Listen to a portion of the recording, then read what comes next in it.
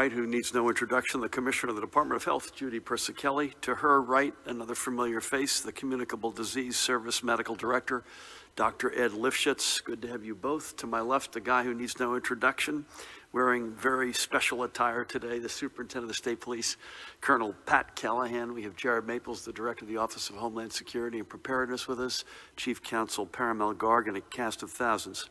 First up today is National Vietnam War Veterans Day. So we salute the service and sacrifices of the honored New Jerseyans who wore our nation's uniforms in service to our country, and we remember the thousands who did not return home to their families. On a happier or less solemn note, I should say, today also marks the 100th anniversary of the founding of the New Jersey State Police. Later this afternoon, I will join Pat, Attorney General Gabir Grewal, members of legislative leadership, state police leadership, and many others in honoring the first century of service by our troopers. So to you, Pat, and the women and men of the New Jersey State Police, thank you for living the values of honor, duty, and fidelity. And here's to the next century. And as honor, I've got the, not quite the right blue, but the blue and gold here for you. Next, let's dive into today's vaccination numbers. We have crossed another milestone with our 4 millionth dose having been administered, and our dashboard is currently showing a total, Judy, of 4,030,061 shots in the arms. Remember, on December 15th, that number was 0. Additionally, given the current pace of vaccinations, our 6 megasites in Rockaway Township, the Meadowlands, Edison, Moorestown, Gloucester County, and Atlantic City, and our community-based vaccination sites will this week collectively surpass the milestone just unto themselves of 1 million doses administered. As that milestone nears, I have to give a shout out to all of our health care system partners, the All Hazards Incident Management Team, the New Jersey National Guard, the state police, and all of our local government and community partners.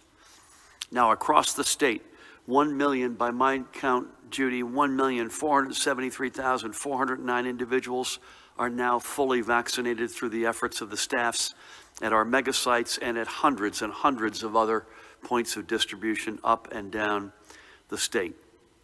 And today, another group of New Jerseyans has become eligible for vaccination. You can see that list there. And I'm not sure I need to read all of that, but you can see it yourselves. And that group is up to bat as of this morning. Next up, additionally, the Community Vaccination Center at the Namoli Family and Recreation Center on the campus of the New Jersey Institute of Technology in Newark, which is being operated by our federal partners at FEMA, will officially open its doors on Wednesday, although they've had a soft opening today and tomorrow. This site will be focused on vaccination of residents of vulnerable and medically underserved communities with up to 42,000 doses per week. Moreover, these doses are not counted as part of our state's weekly allocation. They are additive to our ongoing efforts. And as a reminder, this week we are receiving more than 490,000 doses, which is a roughly 20% increase from last week. On Wednesday morning, I'll visit this new site and meet some of those getting vaccinated alongside Newark Mayor Raz Baraka. I suspect, Judy, you may make an appearance. Pat, you're welcome. And this is a big one. So once again, I want to thank President Joe Biden and his team for their leadership and partnership in opening this new point of distribution and in working with us to get the supplies we need to continue pushing forward toward our initial goal of vaccinating 4.7 million individuals who live, work, or study in the great state of New Jersey. I had a very good call Friday afternoon with the White House COVID coordinator, Jeff Zients. We went through vaccine supplies, especially, and I want to thank Jeff and his team for their great service and support. Now, before we get to the rest of the numbers, we have 2 announcements. First, I'm signing an executive order increasing the general outdoor gathering limit to 200 people effective at 6 a.m. this coming Friday. Religious services, political activities, weddings, funerals, and memorial service occurring outdoors will continue to be uncapped. The general indoor gathering limit will remain at 25 people. The reason we are increasing the outdoor limit is that as the weather gets warmer, we are urging everyone to engage in social activities outside whenever possible. We know this virus is many times more transmissible indoors, and you've heard that from us, I think, hundreds of times, than it is outdoors. So any type of larger gathering is safer for everyone if it can be held outside. Additionally, and also effective on this Friday, we are lowering the threshold seating capacity for venues to be considered a large venue down to 2,500 from 5,000. This is in fact an expansion, even though it sounds like I'm contracting. So the definition of a large venue is no longer going to be, as of Friday, 5,000 capacity and up, but 2,500 capacity and up. And at those large venues, the capacities for indoor seating at these locations will be increased to 20% for indoor venues, up from 10%, and from 15% up to 30% for outdoor venues. So that means if it's a 5,000 seat capacity, they're now able to get 1,000 people into those seats. Based on discussions with our large venues, we know that at 20% capacity, our venues can still ensure that all groups remain 6 feet apart in all directions. This means we can safely take this step and welcome more fans into our arenas. In both cases, to remind everybody, all public health protocols must be observed by all participants and spectators, especially for the wearing of face masks by all spectators indoors. And over the last month since we reopened large venues to the public, we have seen that they have the enforcement capacity to strictly enforce these protocols. And paramount, I want to make sure that I say this and get it right. What I've just described supersedes the so-called mom and dad rule that we had in place over the past couple of months. So this is going to allow folks to be able to get more fans, assuming they do it responsibly, for instance, at high school baseball games. This order will also clarify that banquet halls and similar venues can host indoor celebrations and other private events at 35% of the room's capacity, or up to 150 persons. This will align all catered events with the capacity limitations for indoor wedding receptions. So again, we're removing the distinction of a wedding specifically. This is any indoor catered events, whether it's a bar mitzvah, a confirmation, a wedding, whatever it might be. And also today, I'm pleased to announce that the special enrollment period I announced for individuals whose health coverage has been impacted by the pandemic to purchase a new policy through our state healthcare exchange, Get Covered NJ, which was to run through mid-May, will now remain in place for the remainder of this year. That is until December 31st, 2021. This extension is critical because the recently signed American Rescue Plan has instituted changes to the Affordable Care Act to significantly increase affordability of health insurance purchased through exchanges. Under the American Rescue Plan, more people than ever will qualify for financial help in purchasing a plan through Get Covered NJ. If you do not qualify for financial help before because your income was too high, you may now qualify under the federal changes. If you are already receiving financial help, you are likely eligible for additional premium reductions. Additionally, there will be financial help available specifically for those who are unemployed. And this new financial help would be available to eligible residents who received unemployment benefits in 2021. We expect this new financial help to be available to consumers in the coming weeks. The Department of Banking and Insurance, under Marlene Caridi's great leadership, will have more details available soon. Along with making information more widely available, the department will also notify current enrollees about any action they need to take to obtain the new benefits. In the meantime, I encourage all New Jerseyans who need health care to visit that website, getcovered.nj.gov, to review the plan options available to them and their families. Now, Judy, let's look at the rest of the overnight numbers. We're reporting an additional 3,834 positive PCR and presumed positive antigen test results for a cumulative statewide total of 900,273. Let's put that in perspective. With this report, 10% of our entire state population is estimated has tested positive for the coronavirus over the past year. And Judy, I'm betting you that number's or Ed, at least double that. Folks who had it early on before we had the testing capabilities that we have. But it's still a stark reminder. The positivity rate for the 49,935 PCR tests recorded last Thursday was 9.4%. That's up a bit. The statewide rate of transmission is currently at 1.1. It's been at 1.15 days in a row. In our hospitals, there were 2,225 total patients being treated, 2,099 of whom were known COVID positive, and 491 patients were in ICU, and there were 240 ventilators in use. Bear with me.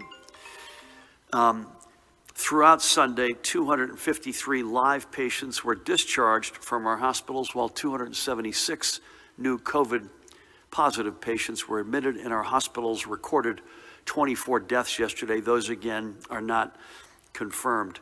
I think one of the things we may do on Wednesday to get out ahead of ourselves, I know that we've been spending a lot of time on modeling lately, and I think maybe we may want to spend a couple of minutes, Mahan and Judy, just sort of looking at what the models are telling us, particularly over the next couple of months, where you've got the variants of the vaccines colliding almost on top of each other. Having said that those deaths are not confirmed, these are. With the heaviest of hearts, we report another 16 newly confirmed deaths for a confirmed total of 21,869, with another 2,535 probable deaths. Let's take a couple of minutes to remember 3 more proud New Jerseyans who we have lost to this epidemic. We'll start today by remembering the guy on the left, Vincent Lancelotti, a member of our greatest generation, who passed away at age 95.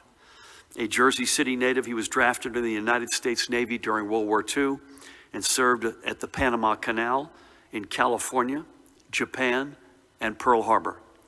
He returned to New Jersey following his service, marrying his wife, Lee, and that's Lee with him, and settling in Wayne. Vincent found work in the school and office furniture supply industry, ultimately starting his own company, Lee Distributors, in 1976, and that company continues today. Vincent was a man true to his Catholic faith, a past member of the board of Our Lady of Consolation Church in Wayne, and an active communicant at St. Francis de Sales Church in Vernon at the time of his passing. He also had a huge heart and was among the founders of Big Brothers of Passaic County. He is now reunited with his beloved Lee, who passed away shortly before he did. They are survived by their children, Mary, Vincent, Joseph, and James, and their families, including his 11 grandchildren, Douglas, Lauren, Matthew, John, David, Danielle, Karen, Nicole, Jennifer, Melissa, and Gina, and 3 great-grandchildren, Dornan, Darren, and Aubrey. I had the great honor to speak with his granddaughter, Jennifer, on Wednesday of last week. I believe he died, Judy, at St. Joe's, and it is poignant that his granddaughter, Jennifer, is a nurse at St. Joe's and has been on duty throughout this entire pandemic. Vincent also leaves his sister, Marie. We pray for God to bless Vincent, and we thank him for his service to our nation and to his community, and may God bless and watch over him and his extraordinary family. Next up, we honor the life of Deborah Johnston on the right there, who was a lifelong resident of New Providence, and she was just 60 years old. Throughout her life, Debbie was connected to Our Lady of Peace Church in New Providence, and especially to the Academy at Our Lady of Peace, at which she was a student in her youth, a parent when her own children were young, and as an employee and volunteer. She also chaired the church's county fair for the past 3+ decades. Debbie was a foundation stone of her family, putting them along through life no matter what was tossed in their way, whether it be surviving cancer or merely dealing with life's day-to-day trials and tribulations. She leaves behind her husband, Jimmy, her children, that's Jimmy on the left, by the way, of whom she was so proud, Jimmy, Nicole, Kimberly, Danielle, and their families, and the grandchildren who she so adored, Xavier, Connor, Aurora, and Wyatt. She also leaves her stepfather, John, among many other relatives and friends. I had, I think, the largest conference call with the survivors of a loved one lost to COVID, with her husband, Jimmy, and I think every one of their kids, and at least two husbands of daughters. And it was, as you can imagine, quite a call. May God bless you, Debbie, and watch over you. And we similarly thank you for your lifelong commitment to your family and to your community. And finally, for this Monday, we recall Jane Marie Cervells. She lived in Forked River and was 76 years old. A native of Bayonne, Jane was a nurse educated at the St. Joseph's Nursing School in Patterson, Judy, one nurse to another. In all, she spent 33 years seeing to the health and wellness of others. After her retirement in 1997, she found her dream waterfront home in Forked River and spent the rest of her years along the Jersey shore. She leaves behind her daughter Diane, and that's Diane, I believe, on the left, son-in-law Michael, as well as her son Frank on the right, and grandsons Stephen, Cole, and Hunter. Diane, by the way, is a nurse at Southern Ocean Medical Center, working our front lines against this pandemic, runs in the family. I had the great honor of speaking with Frank last Wednesday. She also, in this case, Jane leaves behind her constant companion and beloved dog, Charlie, who was so often seen by Jane's side. We thank Jane for a career spent protecting the health of others, and may God bless her, her family, and her legacy. So we remember Vincent, Debbie, and Jane, because we all must remember that we are still in a battle to save lives from this virus. We all have our jobs to do to slow the spread and protect our families and communities, and that includes even after you're vaccinated. We have 4 million plus shots in arms, but we have many millions to go. So we cannot let our guards down. At least 1 in every 10 New Jerseyans been infected, and that's just those that we know of. We have to keep up the fight and to push back against our pandemic fatigue for a little while longer until we reach our vaccination goals. And before I turn things over to Judy, I want to give a shout out to NAMI Mercer, the Hamilton-based affiliate of the National Alliance on Mental Illness, the nation's largest grassroots mental health organization, and its executive director, that woman right there, Janet Haig. Throughout the pandemic, Janet and her team have stood resilient, giving residents somewhere to go for free and non-judgmental support to cope with all the emotions of the past year. NAMI Mercer relies heavily on corporate and philanthropic donations to stay strong, and I am proud that it also received a grant from the New Jersey Economic Development Authority to protect staff and volunteers and allow for support groups and educational programs to move online. On May 22nd, NAMI Mercer will see the return of its annual community fundraiser, NAMI Walks Mercer, which will be held virtually and allow everyone to participate regardless of where they live. I encourage everyone to visit Janet and her team at that website, namimercer.org, for more information. And additionally, support for any New Jerseyan feeling the enormous emotional and mental toll of the past year is available free of charge by calling 866-202-HELP. That's 866-202-4357, or texting NJ Hope to 51684 for free confidential support from NJ Mental Health Cares, a partnership between the Department of Human Services and the Mental Health Association of New Jersey. Free support from live trained specialists is available every day from 8 a.m. to 8 p.m. And for the deaf and hard of hearing, help in American Sign Language is available through a partnership with Access at St. Joseph's Health in Patterson. You can reach them via video phone, 973-870-0677. That's 973-870-0677 from 9 a.m. to 5 p.m. Monday through Friday. And again, support is free, confidential, and provided by live trained specialists. We have gone through a lot together over the past year plus, and no one should be left to fear they have no place to go or that they have to go it alone. We are one New Jersey family. And finally, late this morning, I was informed of the sudden passing of a friend not just to me, but to many thousands in our state. Middlesex County Commissioner and lifelong Piscataway resident, Kenny Armwood. Again, he was a close friend to many, including yours truly. This one really hurts. The conversations I've had this morning with people are just completely shocked. Kenny was only 46 years old. Throughout his 7 years as a county commissioner and for the decade before that as a member of the Piscataway Council, he was a true champion for the arts and business communities in Middlesex County, for education, and for ensuring that Middlesex lives up to the highest values of respect and inclusivity in all that it does every day. He began his public service career, you ready for this, Pat, at the age of 19 by getting elected to the Piscataway Board of Education. Kenny lived and breathed public service. He had so much still to do and to give back. His passing is a huge loss for Middlesex County, for our state, and his many thousands of friends. My thoughts and prayers are with his families, colleagues, friends. I spoke to his cousin Valerie about a half an hour ago.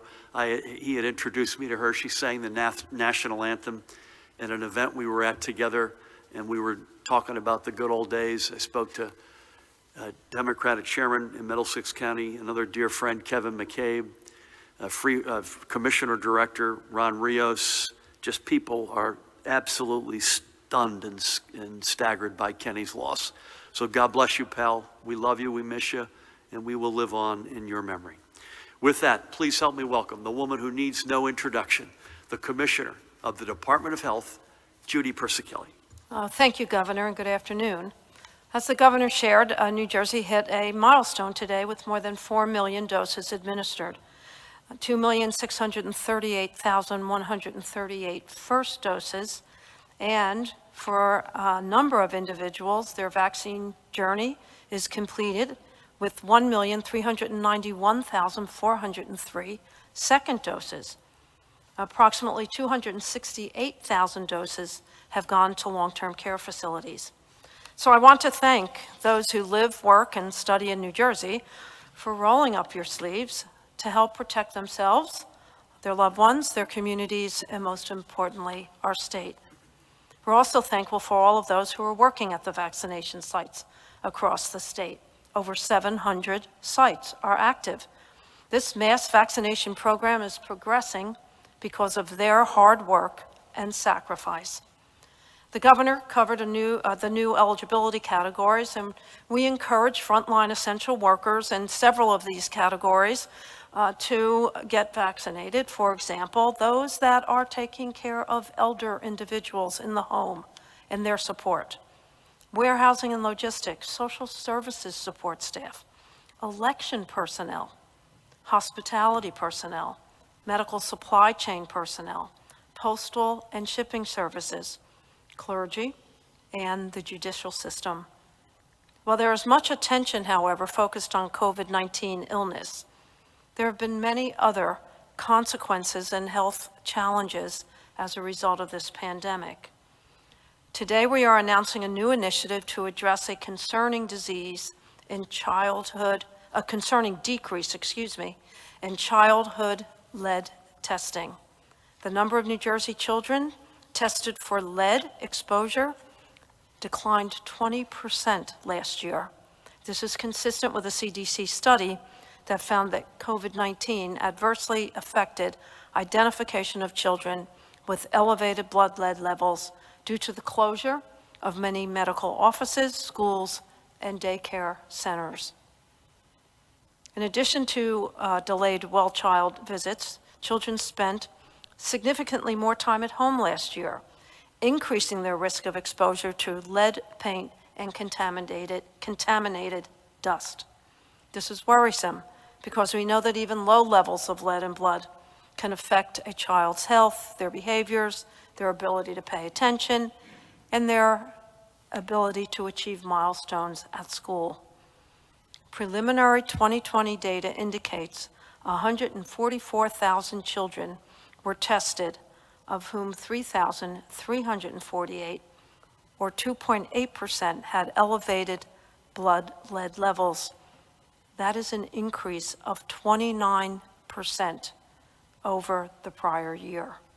It is critical that families reschedule any previously canceled pediatric visits so young children can be tested for lead exposure. The department will partner with the New Jersey chapter of the American Academy of Pediatrics to improve screening rates by connecting with the medical community, preschool services, and families.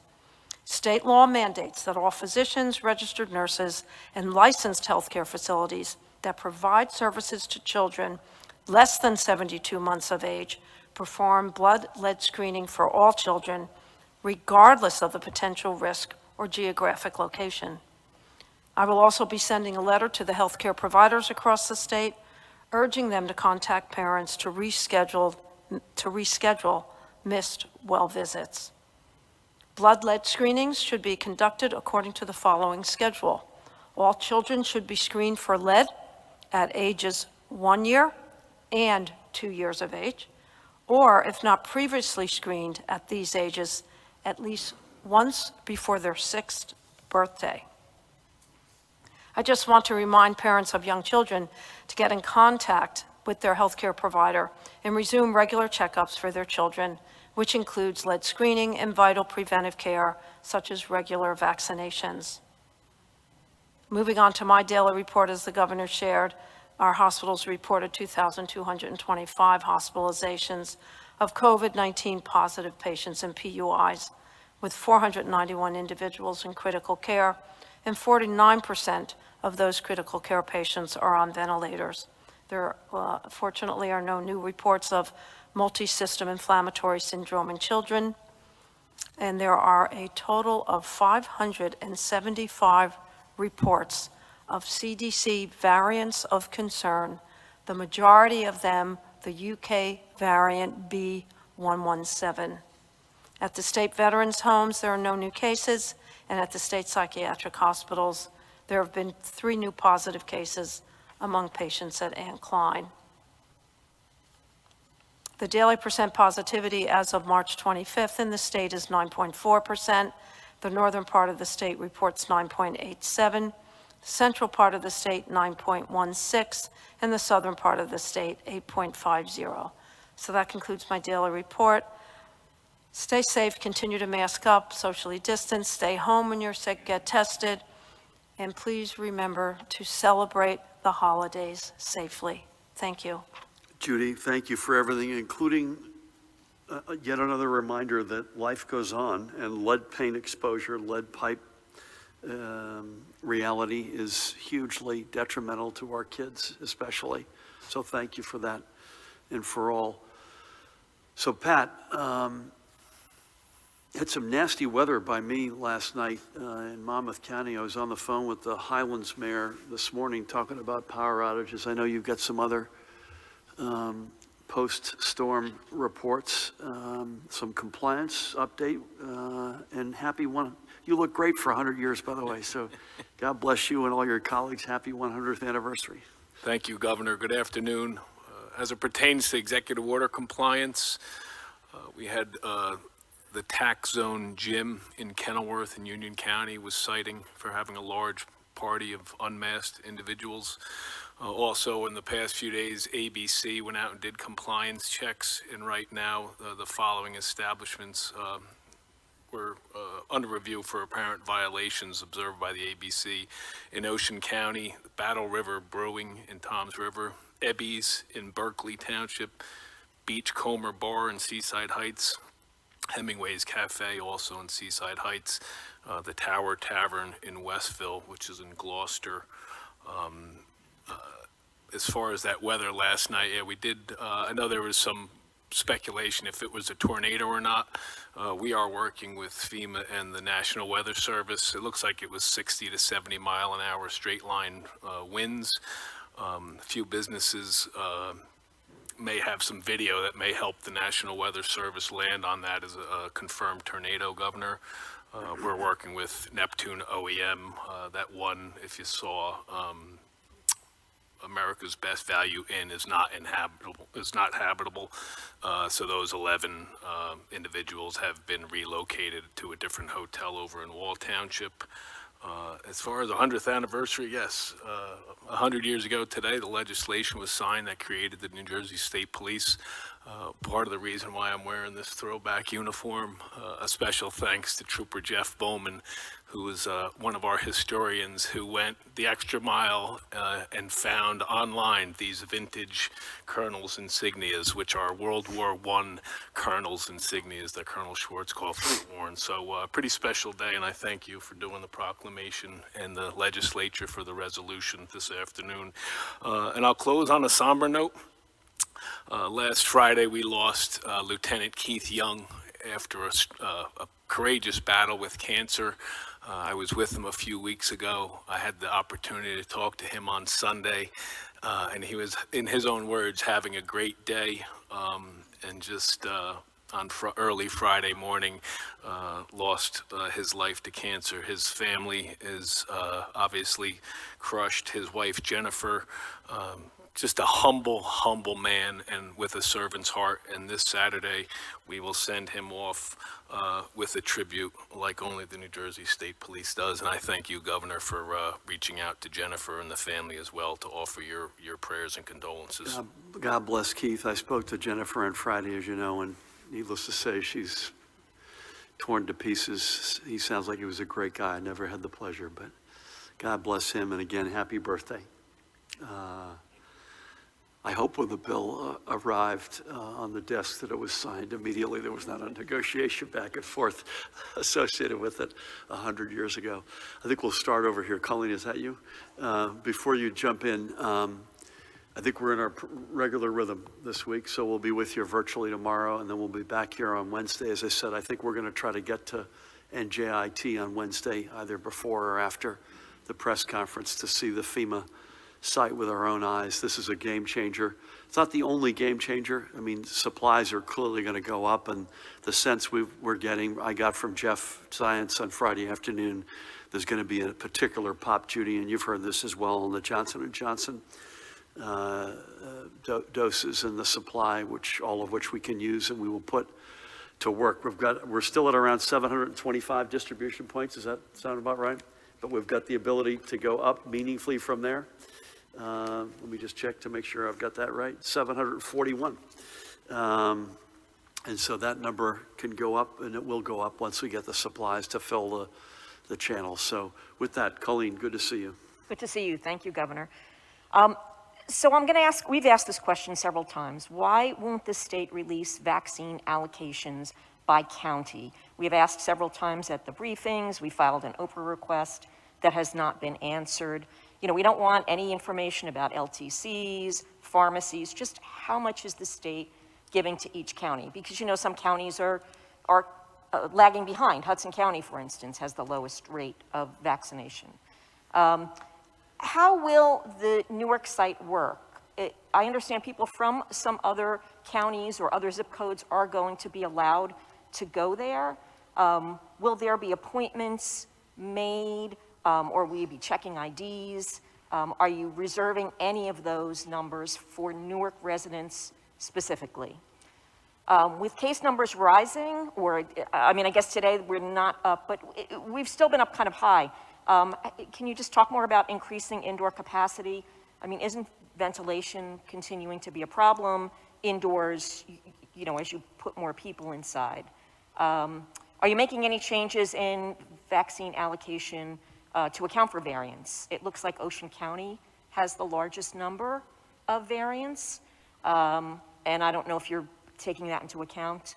And then these are a few from my colleagues. A few. Colleen, let's pick your best one, please. All right, I'll give you one more. This is from Joanna Gagis. Jersey can release the results of a study showing that on average 1 in 4 students is behind grade level. Is behind, sorry? Is what, sorry? 1 in 4 students is behind 1 grade level. So she asks, is now the time for the state to adjust state standards? The study suggests summer learning would be a good solution. Is the state going to look at that at all, or put any other resources toward this? Thank you. I'll start, Judy. I think I'm going to ask you to address the vaccinations by allocations by county. I don't think there's no mystery associated with that, but Judy she went through this in great detail on Wednesday and the basis upon which those decisions get made. The Newark site is part of the the overall fabric. It's the same website, it's the same phone number, and you're not restricted to being a citizen of Newark or of Essex County. However, there is hand in glove an exerted push to reach into underserved communities, to connect folks aggressively, proactively. I don't know, Judy, I know you said it on the pre-call, and I was checking a message, but where we have made a conscious decision to reach into a certain demographic, it's borne fruit. And the one that comes to mind is the 75 years and up, where the numbers, did you mention it today, or it may be worth noting, where we can really move the needle if we proactively go in. And that's a big part of, we want, it's in Newark for a reason. Again, we don't want to get overly bureaucratic and not continue to bat at the very high level of efficiency, but at the same time, we think we can push in to the community, and we are. Your cases are rising. They're up. Hospitalizations are up 200 to 300 over the past week to 10 days, and we predicted this and expect it. We did not change the overall indoor capacities, so it's still, the gathering limits are 25. The indoor dining and gyms and indoor entertainment are still at 50%, and I suspect they'll stay there. We did raise it on large venues because those venues are proving explicitly. I'll give the Prudential Center a shout out, where a lot of this is taking place. If you look at indoor large venues, that's the big one in the state right now. They're doing an exceptional job, and going to 20% does not anywhere come close to having people need to be within 6 feet of each other. It's a modern building. It's got great ventilation, but we'll continue to monitor it. These variants are clearly, and I think your next question was, do the variants dictate where you might deploy vaccines? Again, Judy will come into how we think about the county piece. We're assuming, even though, I repeat this, even though we are assiduous in telling you what we know about variants, we're assuming they're in the state all over the place. They just happen to be reported where Judy is reporting them. That doesn't mean that we're assuming that they're not in the other counties. Yeah, I'm not sure what report she's referring to, but we know there's learning loss, and we are throwing everything but the kitchen sink at that. I was on today with another district and community, New Brunswick, just going through their plans, where they're going to start bringing kids back in a phased manner in April. We put a ton of money from the prior federal money, not just per capita, but at learning loss and mental health. We're still getting guidance on the American Rescue Plan. Will that potentially include summer, extra hours, tutoring, professional development for educators? All of the above is my guess. So watch that space. Judy, anything you want to add to my answers and or specifically allocations of vaccines by county?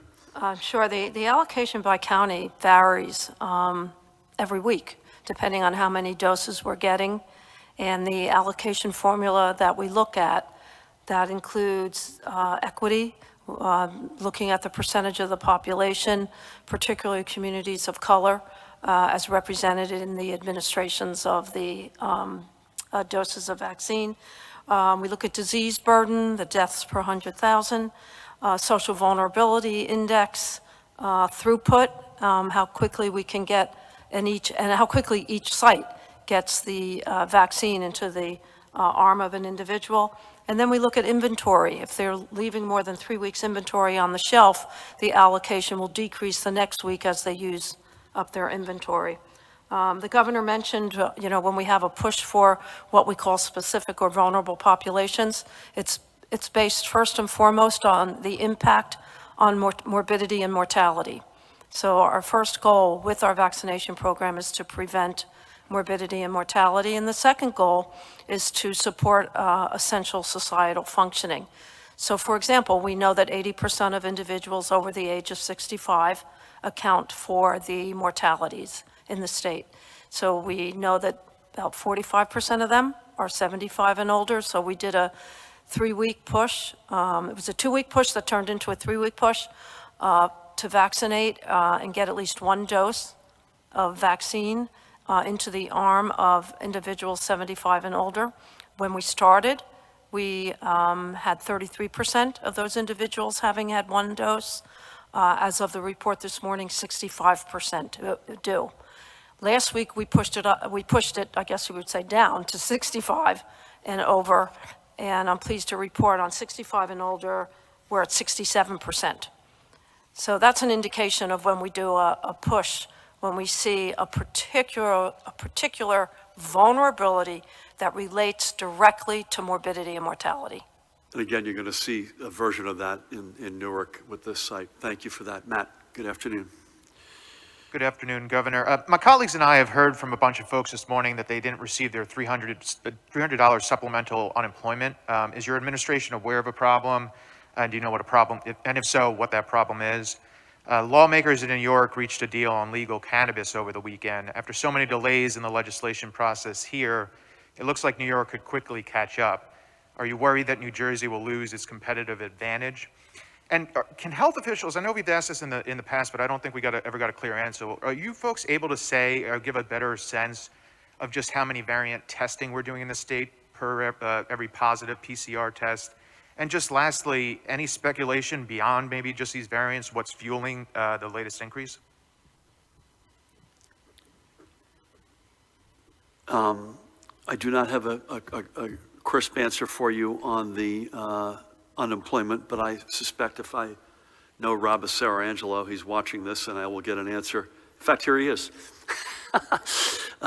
There was an issue with the bank receiving the $300 supplemental payment file, but it has been resubmitted, and we fully expect everyone will be receiving the payment today, albeit some hours later than normal. It would be really good if somebody could fly in with the answer to all the questions you all ask me, like Rob does. Move things along much faster. Listen, I saw the same development in New York as it relates to legalization. It took us longer than any of us wanted here, but we've gotten there. I'm glad we were able to get the notification bill and signed at the end of the week. You know, I'm not making light of the so-called first mover advantage or the economic opportunity or the job creation, all of which I continue to believe are significant. But whether New York does it or not, or Pennsylvania does it or not, or if some other neighbor does it or not, I got to where I am because of social justice and addressing decades upon decades of the deleterious fallout from the war on drugs. And that is inviolate. That is happening, and we will redress that as a result of what we're doing. I'll certainly let Judy or Ed, we got to make sure we get our money's worth with Ed's appearance here to talk about variant testing. And what do I think it's increasing? And all kidding aside, I'd love Ed and Judy's opinion on this as well. I think why are the numbers going up? I think there's some amount of fatigue, the variants, and we don't have the weather that we need yet to be doing. It's part of the reason why we're open up outside gathering limits. We want to push people outdoors, assuming they're not getting rained on. We just are not in the position where a lot of states in the South are right now. They can conduct a lot of their lives outside. And our density, which we've been saying all along, densest state in America, densest region in America. Something happens on one side of the Hudson, it invariably is on the other side of the Hudson in an instant, and I think we're living that as well. Ed, do you mind, and any observations on the level and scope of variant testing and any particular insights you've got on why the numbers have been up of late? Sure. You know, as far as the numbers, I think the governor said it excellently. I think those are all the issues as far as what's going on. It's the fatigue, it's our location, it's how densely populated we are, it's our neighborhood with New York City right across the river. And yes, I do think the variants are playing a role as well. We are looking to increase the total amount of variant testing we're doing. At this point, I'd say we're testing somewhere in the neighborhood of roughly 2% of our positives. We'd like to get that higher. We are working to get higher, and not only higher, we also want it to be more random because, for example, the question came up before as to whether Ocean really is having more variants or just being reported. And at this point, I don't have an exact answer because our testing isn't random enough to get a good sense of that. We are hoping within the next couple of weeks to be able to have a more widespread network that will give us better answers as far as some of those things go. Ed, thank you. Matt, thank you. Alex, good afternoon. Good afternoon. And just to follow up for Dr. Lifshitz, can you just go through the actual process by which you test for a variant? I assume that you're saying that the PCR and antigen tests can't detect it. So could there be a great deal of the variant in the state that we don't know about? For the commissioner, I wanted to ask you about community spread. The CDC says it's continuing. Why and what can we do about it? And to follow up on Colleen's question, are you saying that the vaccine allotment for certain counties is partially determined by the racial makeup of those counties? And lastly, for the governor, I know you just had your reaction to the little uptick that we have, even though today's numbers are slightly down. Isn't now the time for public disclosure, for the administration to separate the positive cases that have occurred weeks or months ago from ones that have occurred over the past 24 to 48 hours? You've done it with deaths. Why are you not doing that with positive cases to provide an accurate picture of the spread? I'm not sure I understood the last question. When you make your announcement about the daily positive test results in New Jersey, some of those test results are 48 hours old, some of them are 48 weeks old. So why not separate the tests that have come back positive from, say, before last week, from the larger total? I think the positives is again, it's possible I'm not understanding you, but the positives that we announce are positives from a day that we refer back to when I refer to the positivity rate. So those are recent. It's all from Thursday. Yes. That's not what Dr. Tan said Wait. last month. Could you, Matt, Councilman, excuse me. Councilman.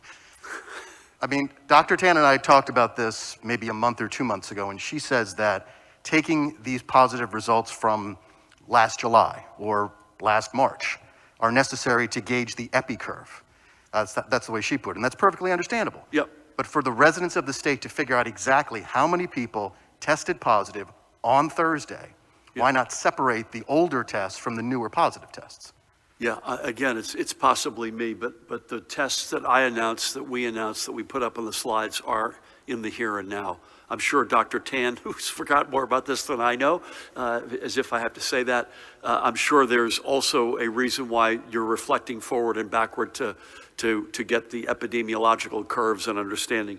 Ed, am I right on this? No, you're absolutely right. When we reported out today, 3,174 confirmed cases, those 3,174 were hit the system by 10 p.m. last night, which is when our cutoff was. So every day we are reporting out those cases that get confirmed within that 24-hour period. On Sunday. Rob Becerra Angelo did not give me this answer, but Judy Persicelli did. In our dashboard, it says the following footnote: the number of new PCR positive cases represents individuals with a positive PCR test reported in the past 24 hours. In rare instances, and it says less than 3% of those cases, this number may include cases previously reported as new antigen positive cases if subsequent positive PCR cases are received in the previous 24 hours. So for instance, thank you, Judy, if you test positive in an antigen, I just got tested this morning as part of a regular routine. It was negative, thank God. But if it had been positive, first of all, I wouldn't be here. But secondly, Judy would have had somebody give me an immediate PCR test, which would have been in a different rhythm. You asked Ed, which I'll come back to in a second, on the variant testing process. Community spread. Yeah, I think there is community spread. I mean, there has been all along, and there continues to be. But Judy, you can jump in on that. And then also you mentioned, the question was, when you make the determinants based on county allocations, to what extent does race and other factors weigh in? Do you want to start, Judy, and then go to Ed, or vice versa? Sure, I can talk about community spread. We rely on the Cali score, and that's posted on our website. And you can actually see that we will have the state and the colors, green, yellow, orange, and red. You can see that about a month ago, we were increasing the yellow. Things were looking pretty positive. If you look now, you will see that it's flipping, and we're seeing more orange. So we are seeing increased community spread. And the most important thing we can do is remember all of our mitigation safeguarding, wearing a mask, watching, staying home if you're sick, socially distancing. Even if you're vaccinated, being careful. There seems to be people are pivoting in their mind, I'm vaccinated, boom, I can go. But that's really not so. You really need to still safeguard, particularly when you're outside of your primary household, because the transmission is pretty rampant right now. So there is community spread. I don't know, Ed, if you have anything you want to add to that. The Cali score tells it all, by the way. Anything more, one unfinished item, is any more, I think your first question was any more color on the variant testing? How's that currently being done? Sure. Let me just quickly give a background on testing and how we get to variant testing and what that means. When we're looking for the virus, the fastest, easiest, quickest way that could be done in almost any doctor's office is the antigen test, and we know that there are issues and problems with that. The more exact way that takes longer, can be done in fewer specialized labs, but still dozens throughout the state, is typically the PCR test. That's more accurate, but takes more time. The more time being, you can get a result in anywhere from 1 to 3 days from when the sample is done. The step up from that is the sequencing. That's where they take the actual virus and they break it down and they look at all the nucleotides that go into it, the hundreds, thousands of them, and come out with exactly what's going into that virus. That is more complex yet, and that is done at relatively few places, some larger commercial labs, a few academic centers, and our state public health laboratory in New Jersey. So relatively few do them, and it is a much slower process. It does take anywhere from the time the sample is collected, anywhere between 1 to 3 weeks to get a result, depending on a number of factors. So you don't get those results very rapidly. In New Jersey, and so we get results from all three of those areas. We get some results from the CDC, which collects some of these things and does testing often outside of New Jersey, and they give us some results. We get some results from commercial labs, we get some results from those academic labs, and we get other results from our public health laboratory.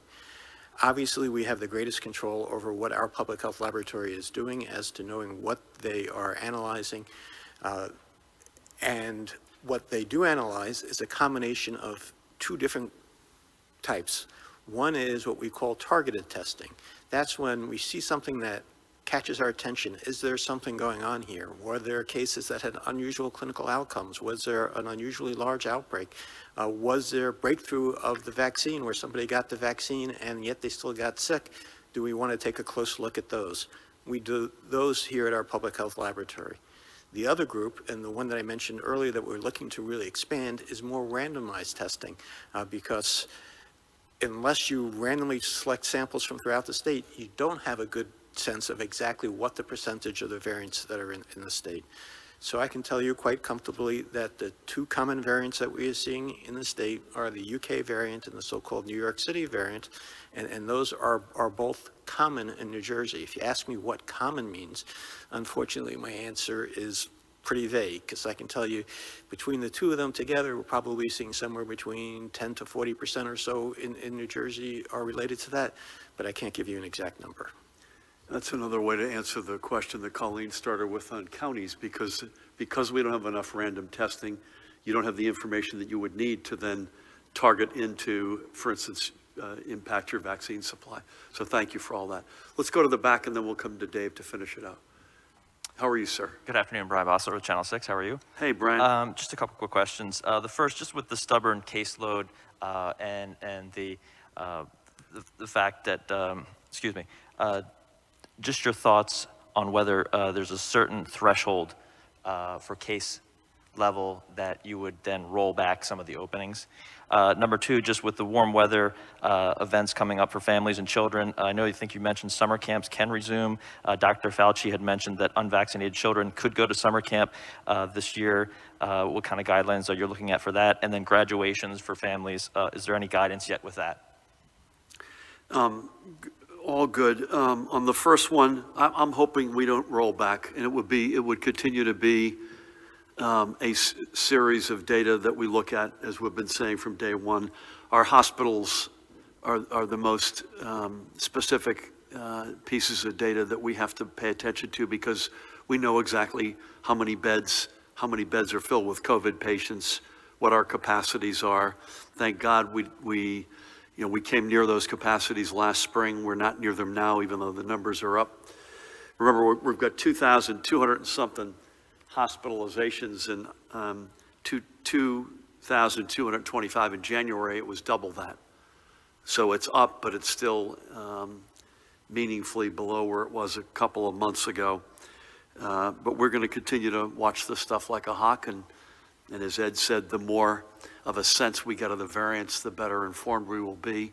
But it's going to be the collection of data, hospitalizations, number of tests, positivity, rate of transmission. Guidance on summer camps. We are allowing overnight summer camps. Guidance will be forthcoming. We don't have it. We wanted to make sure people had they could press the go button. And we do not have guidance yet on graduations, but we increased our outdoor gathering limits to 200 today. That should indicate, first of all, that will already encompass some amount of schools, but that's also, I hope, giving people the signal that number, assuming the variants stay within control, that number will only go up. And we will, the guidance I suspect will be very simple. It'll be what's our outdoor capacity and all public health protocols being observed. So 6 feet, face coverings, et cetera. But we'll get more specific over, I hope, sooner than later. In fact, I will tell you, I have a real life experience. Our son's high school graduation, the school has said, this is what we're gonna do, assuming we're in a good public health place, and this is plan B if we're not. So I suspect that's what a lot of schools are doing right now. Thank you. Dave. Thanks, Governor. You guys have specifically listed the reasons why we're seeing this significant increase in positive cases. But at the same time, you've just indicated there is a slight uptick in hospitalizations, but really not nearly the same kind of quantum, or maybe not quantum, but significant leap up in case loads. So some people are saying, well, if this is the case, it's probably younger people that are getting infected as opposed to older people, and many of older people have gotten vaccinated to this point. So why not just more significantly begin the reopening process? I know you mentioned several things today, Governor, but you've got a group of people, and maybe it's growing, that say, well, what's the big deal? Let's get moving on this already. So, why can't we increase the speed with which we're reopening our state, because businesses continue to fold? Rutgers is requiring, as you know, all students to be vaccinated this fall. Should other colleges and universities follow suit? What is your feeling about this? Would there be any disadvantage, do you think, Governor and health folks? And lastly, Commissioner, you mentioned the lead testing is down, but what about the normal childhood vaccinations? My understanding is they had dropped in 2020, but is that still the case? And maybe you could talk a little bit about how important it is for parents to take their kids to get vaccinated for these normal vaccines that are required. Thank you. Judy, I'll start, and please come in. I think we're going to continue to be incremental. I mean, we just don't have you heard Ed's answers in terms of the fact that, and this is not a New Jersey matter only, this is an American reality of underinvesting in public health for decades, and we're learning that lesson painfully, all of us now. We just want to make sure that we're not lurching to the question that Brian asked, at what point would you pull back? We don't want to pull back. And so does that mean that we are perhaps on the margin more, when you combine both of those realities, are we more incremental than not? I think we are, and we're comfortable with that. We went only on the 19th of March, so that's only 10 days ago. We already increased to 50% capacity indoors for restaurants, et cetera. We today increased capacities for large venues, outdoor gatherings. We want to open, there's no question about that, but we want to make sure that it's a one-way street and that we don't go back. And with the variance in our state and the level of transmission right now, which is about as high as it is anywhere in the country, we are in the better to be safe than sorry category. Nobody wants to open this place up more than I do. And I think all of us would also collectively say we would, and we are trying to save every single life we can as we do that. I would love Judy's or Ed's opinion on what should other colleges or universities do it. I was very impressed, as I have been from day one, by Rutgers' decision under President Holloway and with the board, the great board, giving him input and his team. We are just thinking through to make sure there are no unintended consequences. There are no equity issues associated with that. So I'm not sure I'm in the position of mandating it that other colleges or universities have to do it. I think the more people are vaccinated, the better off we will be. And how we get there, I'm more open-minded to than I am. Let's make sure we get there. And Judy, are there anything on that or other vaccines that kids historically should be getting? Where are we on that? Where are we on reminding folks that those still matter? Sure, on the immunizations overall, we do know that they're down because well-child visits are down. I don't have the exact percent, but part of our push for lead testing includes a push to get children back into their regular visit schedules so that they can get vaccinated. It's really extremely important. And we've lost some time over the past year, significant time around lead. And we just have to assume that other vaccinations, other immunizations have followed. As far as kids on college campuses, we really want to push testing. We think that's really the first step in any mitigation activities, because many of them will be returning to what we would call some congregate settings. But we also do know that they do not get as sick as older individuals. So, we want to catch it before, make sure that the students are taken care of appropriately. And it starts with testing. Thank you. You're welcome. With that, may I mask up? Judy, Ed, as always. Ed, we managed to get you out of the bullpen. Very happy about that. Great to have you. I assume we will have Eddie Bresnitz with us on Wednesday. Am I right? We will, right? So Eddie will be here in that seat. Again, thanks to each of you. Pat, happy 100th to you and your colleagues. I'm very honored and looking forward to standing with you. Jared, Paramel, Mahan, rest of the team. Kind of no mystery as to what the advice here right now is, because it's the same advice we've been giving you for going on 13 months. Keep doing the basic stuff.